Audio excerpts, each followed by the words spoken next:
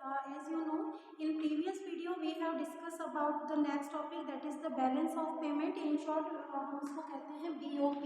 So revise it today. What is the meaning of BOP? तो BOP की जब भी हम बात करते हैं, बैलेंस ऑफ पेमेंट की बात करते हैं, तो it is a systematic recording system in the book of account of the debit and credit related activities और एंट्रीज. मतलब हम एक सिस्टमेटिक ट्रांजेक्शन्स की रिकॉर्डिंग करते हैं बुक कीपिंग अकाउंटिंग में, जिससे हमें पता चल सके कि हमारा डेबिट कितना है और हमारा क्रेडिट कितना है. क्रेडिट अगर ज़्यादा होता है, डेबिट अगर कम होता है, तो उससे क्या क्या प्रॉब्लम्स फेस करनी होती हैं, क्या डिसइक्विलिब्रियम होता है, क्या इक्विलिब्रियम होता है, कब हम सरप्लस की पोजीशन में होते हैं, कब हमारी फाइनेंशियल कंडीशन डेफिसिट की कंडीशन में होती है. तो this all thing we will discuss in this video today. So the BOP accounts, हम समझेंगे इसको BOP accounts के सेल्स में. ये BOP accounts पूरा बना हुआ है, नीचे मेरे पास बोर्ड में जगह नहीं थी, that's why तो इसके जो नीचे का टॉपिक है वो यहाँ पर लिखा हुआ है, तो don't get confused.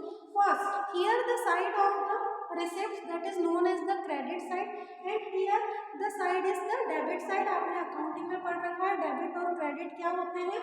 So whenever we are exporting the goods, if we are making the payments to other, so it is coming to the credit side, and if we are receiving and we are give the payment to the other countries, so if we import the goods, that means we are paying to another one. अगर हम import कर रहे हैं तो उसके behalf में पैसा हम दूसरे बंदे को देंगे जिससे प्रोडक्ट हमने खरीदा है, तो it will come into the debit side. अब इसमें 3 हमारे BOP अकाउंट्स हो गए. पहला होता है हमारा ट्रेड अकाउंट बैलेंस. पहला क्या है? Trade account balance. सेकंड होता है हमारा current account balance. Current account balance. And third one is our capital account balance. ठीक है. अब यही सारे BOP अकाउंट्स यहाँ लिखे हुए हैं. फर्स्ट है ट्रेड अकाउंट बैलेंस, सेकंड है हमारा current account balance, and third one is about our capital account balance. So dear students, whenever we are talking about the trade account balance, so here the services which we are exporting to another one, the interest, profit and dividend we received, so it is coming to the credit side, and the unilateral receipts if we receive, so it is coming to the credit side. Suppose we are making the payments to another one on behalf of import of services, interest, profit and dividend paid. अगर हम किसी को पैसा दे रहे हैं वो debit side में आ रहा है. अब यहाँ पर ये लिखने से क्या तात्पर्य है या हमें क्या पता चल रहा है ट्रेड बैलेंस अकाउंट के बारे में? तो ट्रेड बैलेंस अकाउंट या ट्रेड अकाउंट बैलेंस के बारे में हमें जो जानकारी मिलती है, if suppose our export is less than our import, अगर हमने जो चीजें आयात की है वो ज़्यादा है निर्यात की तुलना में, if we are exporting more than the importing, that means we are in the position of surplus. मतलब हम अगर दूसरी कंट्रीज को, अदर कंट्रीज को अगर हम हमारे प्रोडक्ट सर्विसेज सेल कर रहे हैं, हम अगर डिविडेंड रिसीव कर रहे हैं, इंटरेस्ट अगर हमें मिल रहा है, that means we are in the surplus position. मतलब हम प्रॉफिट की सिचुएशन में है, स्थिति में है, क्योंकि हमने प्रोडक्ट के बिहाफ पर पैसा कमाया है, अर्न किया है. तो here if our surplus is more than, if our export is more than import, that means we are in the position of surplus. तब जो इकोनॉमिक का पोजीशन होगी कंट्री की, बिजनेसमैन की, वो सरप्लस होगी. और अगर हमारी इम्पोर्ट ज़्यादा है, अगर हमारे पॉकेट से पैसा ज़्यादा जा रहा है, अगर हमारे देश से पैसा ज़्यादा जा रहा है, क्योंकि हम इम्पोर्ट हमें ज़्यादा करना पड़ रहा है, that means we are in the position of deficit. अगर हमारा क्रेडिट क्या हो, कम हो, और डेबिट हमारा ज़्यादा हो. क्या कहा मैंने? If our credit is more than the debit, so we are in the situation of surplus. और अगर हमारा डेबिट क्या है, अगर हमारी जेब से पैसा ज़्यादा जा रहा है और एक्सपोर्ट, और हमारा क्रेडिट क्या है, कम है, तो हम किस पोजीशन में होंगे? डेफिसिट की पोजीशन में होंगे. मतलब कहने का सीधा मतलब क्या कि एक्सपोर्ट ज़्यादा होना चाहिए, इंपोर्ट कम होना चाहिए. अगर आप इंपोर्ट कर भी रहे हैं तो उसकी तुलना में फिर आपका एक्सपोर्ट होना चाहिए, ताकि बैलेंस हम बनाकर चलें, जो हम डिसइक्विलिब्रियम और इक्विलिब्रियम ऑफ BOP में डिटेल में पढ़ेंगे. तो यहाँ पर हम क्या कह रहे हैं कि जिस भी चीज़ का जो भी अमाउंट हमारे अकाउंट में आ रहा है, दैट मीन्स कि वो पॉजिटिवली बढ़ता जा रहा है, तो हम सरप्लस की कंडीशन में है. और हमारे देश से, हमारी डोमेस्टिक कंट्री से पैसा अगर अदर कंट्रीज को, फॉरेन कंट्रीज को जहाँ हमने इंपोर्ट किया है वहाँ जा रहा है, दैट मीन्स कि फ्लो क्या हो रहा है, मनी का ज़्यादा हो रहा है, हमारी जेब में पैसा कम बच रहा है, तो we are in the position of deficit. It is very critical condition for the developing countries if the total if the trade account balance in the position of deficit. अगर ट्रेड अकाउंट बैलेंस जो deficit की condition में होता है तो it creates lots of problem for the developing countries. If we are talking about the India condition in 2009 and 10, तो the deficit money is around 31.4 billion of dollar. ठीक है, 2009-10 में इंडिया की जो डेफिशिट कंडीशन थी वो थी 31.8 बिलियन डॉलर। इतना डेफिशिट गया था, इतना भारी नुकसान इंडिया के ट्रेड अकाउंट बैलेंस में देखने को मिला था। मतलब हमारे इंपोर्ट ज़्यादा थे उस दौरान और एक्सपोर्ट उसकी तुलना में बहुत कम थे। Now we will discuss about the second thing, that is current account balance. What is current account balance? So it plays very significant role in the account. ये बहुत एक इम्पॉर्टेंट रोल प्ले करता है current account balance, because it's always showing the earnings condition of the country. कितना money आपने earning किया है ये हमें करंट अकाउंट बैलेंस में देखने को मिलता है। करंट अकाउंट बैलेंस आपका क्या होना चाहिए? हमेशा सरप्लस में होना चाहिए। सरप्लस में क्यों होना चाहिए? क्योंकि अगर करंट अकाउंट बैलेंस हमारा सरप्लस में होगा, अगर हमें ज़्यादा पैसा मिला है और हमारे कंट्री से कम पैसा बाहर गया है, that means we are in the position of surplus. तब हम किस कंडीशन में है? सरप्लस में। कि हमारा जो क्रेडिट है, हमारा क्रेडिट पॉजिटिव है और हमारी तरफ से जो डेबिट्स हुए हैं वो नेगेटिव हुए हैं, that means we are in the position of surplus. हमें ज़्यादा मुनाफा हुआ है और प्रॉफिट हमारा जो है वो सरप्लस में चल रहा है, हमें प्रॉफिट ज़्यादा है नुकसान की तुलना में। तो करंट अकाउंट बैलेंस हमेशा क्या शो करता है? It is showing the earning position of the country. आपने कितना पैसा आपके पॉकेट में आया है, आपकी कंट्री में आया है, it shows through the current account balance. Sorry dear students, I have give the wrong information about the surplus of trade account balance. It is about the 118.6 billion dollar. ठीक है, ये था हमारा ईयर 2008 और 9 में। 2008 और 9 में हमारा 118.6 बिलियन डॉलर का डेफिशिट देखने को मिला था। और करंट अकाउंट बैलेंस में जो मैंने गलती से उधर बता दिया था, यहाँ पर हमें था 31.4 बिलियन डॉलर का डेफिशिट देखने को मिला था in the year of 2009 and 10 में। कैसे? क्योंकि करंट अकाउंट बैलेंस जो शो करता है वो आपकी हाल फिलहाल की अर्निंग पोजीशन को शो करता है। तो यहाँ पर भी यही होगा कि अगर आप एक्सपोर्ट ज़्यादा कर रहे हैं, दैट मीन्स कि अदर कंट्रीज आपको पैसा ज़्यादा देंगी, और अगर आपका इंपोर्ट कम है, दैट मीन्स कि आपको अदर कंट्रीज को पैसा कम देना है। जब आपने कोई सामान खरीदा ही नहीं तो आप पैसा क्यों देंगे? लेकिन हाँ, जो सामान आपने बेचा है तो उसके बिहाफ में तो आपको अदर कंट्रीज पे आउट करेंगी। तो it shows the financial earning position, current earning position of the country. How? So the foreign investment, कितना फॉरेन इन्वेस्टमेंट किया है, it is in the side of current credit side. Then it also shows the short term borrowing, long term borrowing and medium term borrowing which is come into the credit side. जितने भी borrowings हैं, जितने भी आपने short term, long term या medium term के लिए borrowing उधार ले रखा है वो आपका क्रेडिट साइड है। क्यों? क्योंकि आज नहीं तो कल आपको उसके बदले में क्या करना है, आपको पैसा मिलेगा।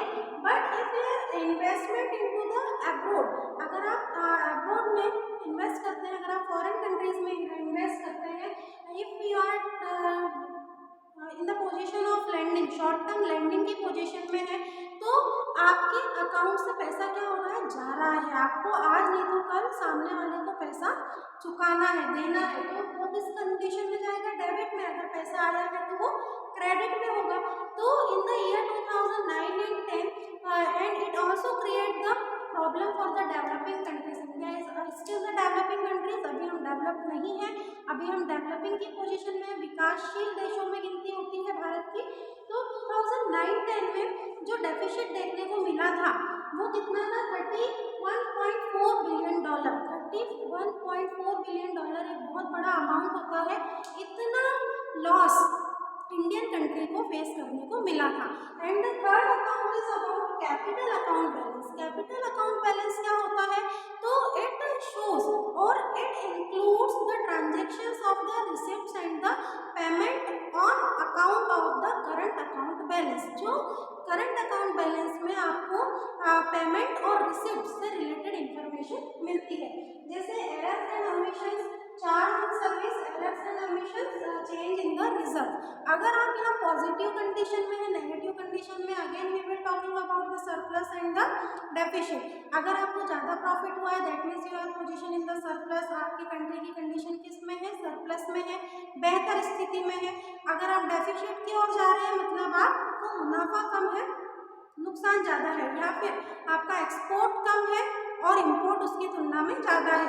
तो it includes the thing capital account give this information, current account give all this import related, and the export of goods and import of goods showing the trade account balance. It is related to trade account. These points are related into the current account, and these 5 to 7 points are including the capital account balance.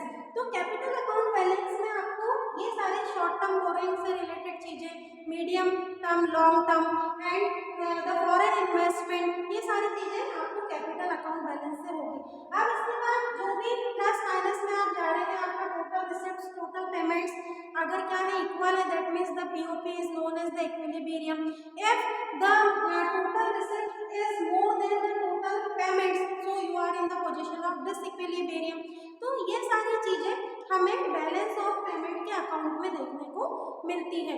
या इससे हमने क्या सीखा? इससे हमने सीखा trade account balance के बारे में, current account balance and the capital account balance of BOP. ये 3 अकाउंट इंफॉर्मेशन हमें बीओपी में देखने को मिली, बैलेंस ऑफ पेमेंट में। सो it is all about the things that the country's position in the surplus or in the deficit। हाँ, अब one more thing कि जो कैपिटल अकाउंट बैलेंस था, इंडिया को जो 2009-10 में नुकसान हुआ था या कंडीशन जो थी वो अगेन डेफिशिएंट थी, and it is about $51.8 billion. ठीक है, इतना डेफिशिएंट कंडीशन में था इंडिया कब? 2009-10 में। कैपिटल अकाउंट बैलेंस में इतना बड़ा ह्यूज डेफिशिएंट देखने को मिला था कि हमारी जो रिसिप्ट्स थी, मतलब जो हमारा क्रेडिट था वो कम था, और जो डेबिट था, जो पेमेंट्स थे वो क्या थे? ज़्यादा थे, मतलब मुनाफा कम और नुकसान ज़्यादा। तो in year 2009-10 India was suffering the huge deficient around $51.8 billion. So it is about the balance BOP accounts. Now we will discuss about the BOP, disequilibrium and equilibrium. So if we are talking about the balance of payment in the condition of equilibrium, तो यहाँ पर क्या होता है? Balance of payment is the difference of receipts from foreigners and the payments made to the foreigners। BOP में हम क्या करते हैं कि अगर हम बात करें अकाउंटिंग सेंस में तो इट शुड बी फेवरेबल। क्या होनी चाहिए? फेवरेबल होना चाहिए या पॉजिटिव कंडीशन में होना चाहिए। सिंबॉलिकली अगर हम बात करें तो B is equals to R minus P। B यहाँ पर जो है B is showing the balance of payment. B क्या शो कर रहा है? बैलेंस ऑफ पेमेंट शो कर रहा है। R is equals to receipts from foreigners, and P is showing the payments made to foreigners, है ना? यहाँ पर जो अगर हम सिंबॉलिकली बात करें तो symbolically balance of payment if it is zero, अगर बैलेंस ऑफ पेमेंट क्या आ रहा है? हमारा जीरो आ रहा है, दैट मीन्स कि BOP is in the situation of equilibrium. Receipts from foreigners, that means your income, आपकी जो इनकम हुई है फॉरेनर से वो क्या है, और पेमेंट्स अगर आप सामने वाले को क्या कर रहे हैं? पेमेंट दे रहे हैं, दैट मीन्स कि आपके जेब से पैसा जा रहा है। क्यों? क्योंकि आपने पेमेंट कर दिया सामने वाले को। अगर ये दोनों क्या होते हैं? इक्वल होते हैं कि आपकी जो इनकम थी वो भी 20,000 थी और आपने सामने वाले को जो पेमेंट करा वो भी सपोज क्या था 20,000 था, तो 20,000 माइनस 20,000 क्या हो गया, जीरो हो गया, दोनों माइनस हो गए। तो यहाँ पर जो बीओपी है it is known as the equilibrium. ये किस कंडीशन में कहा जाएगा, आपका बीओपी इक्विलिब्रियम में होगा। इफ इट इज नेगेटिव, अगर आपका बीओपी क्या हो रहा है, नेगेटिव हो रहा है, अगर आपके पेमेंट्स क्या है मोर than the receipts from foreigner, अगर आपके पैसा ज्यादा जा रहा है और आपकी इनकम क्या है वो कम है, तो that means the BOP in the disequilibrium, BOP क्या हो गया है, डिसइक्वल हो गया है, मतलब इक्वल नहीं रहा। If your surplus or your credit is more than your debit, that means you are in the position of surplus। अगर आपके क्रेडिट ज्यादा है डेबिट कम है तो आप सरप्लस में है, अगर आपके क्रेडिट कम है और डेबिट ज्यादा है तो आप डेफिसिट पोजीशन में होंगे। तो यहाँ पर बीओपी का जो कंसेप्ट है डिसइक्विलिब्रियम का और इक्विलिब्रियम का, वो क्या कहता है कि there should always be receipts from foreigners and payments made to foreigners should be equal. अगर आपके रिसिप्ट्स फ्रॉम फॉरेनर्स और payments of to foreigners equal है, दैट मीन्स की BOP in the situation of equilibrium. और अगर आपके receipts क्या है कम है और पेमेंट्स क्या है ज्यादा है, तो BOP in the situation of disequilibrium. अब students many causes are there, it may be related to the import related cause, export related cause, population growth, inflation, deflation, many things are there। बहुत सारे ऐसे कारण होते हैं, causes होते हैं जिसके कारण डिसइक्विलिब्रियम होता है, जिसके कारण आपके पेमेंट ज़्यादा होते हैं और रिसिप्ट्स फ्रॉम फॉरेनर्स क्या होती हैं, कम होती है, मतलब आपका क्रेडिट कम और डेबिट ज़्यादा है, तो आप डिसइक्विलिब्रियम में होंगे। और मैंने कहा कि इस डिसइक्विलिब्रियम के क्या कारण है, तो many causes are there, import related causes, export related causes, population growth, inflation and so on, many causes are there through which sometime India is facing the disequilibrium in BOP। This topic is completed now. In next video we will discuss about the national income।